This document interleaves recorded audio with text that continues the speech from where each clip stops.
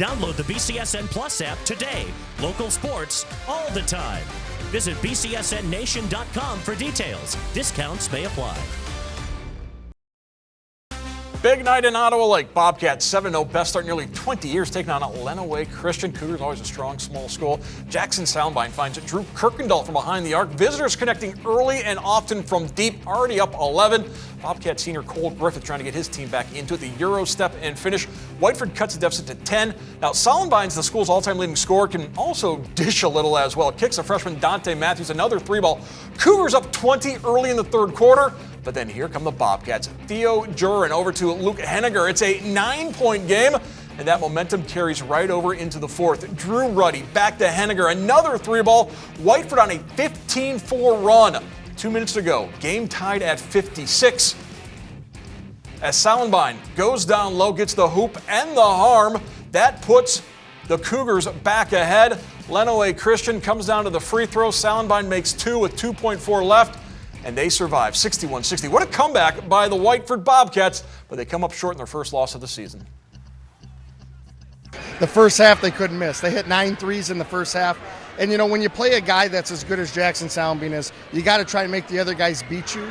And they had a couple guys that have hit five shots all season, hit 5 threes in the first half. So, tale of two halves for us. I told the boys I was proud of them. It was just too little too late. And, we've had a little bit of a problem with slow starts all season. And, tonight it cost us, and I told them that. So, but really proud of them. They played hard. Tim Clegg and Brandon Bosch, what'd you see in that new Whiteford gym? Slow first half starts have hurt the Whiteford Bobcats this season under first year head coach Brandon Bolin. His team, though, entered 7-0. They dug themselves a mighty hole. They trailed 37-17 at the end of the first half, and it looked like a different team, Brandon Bosch, out of the locker room in the second half. Well, and you said they dug themselves a hole. I feel like Lenawee Christian dug that hole for them because it was a barrage of threes. It was Soundbine and what he was able to do. But, man, did they answer in the second half of this game.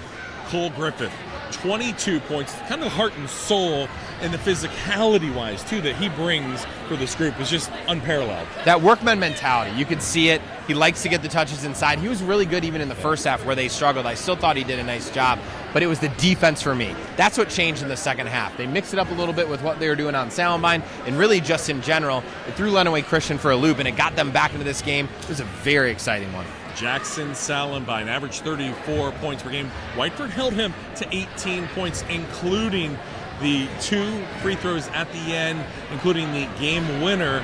But it was the role players in the first half who stepped up.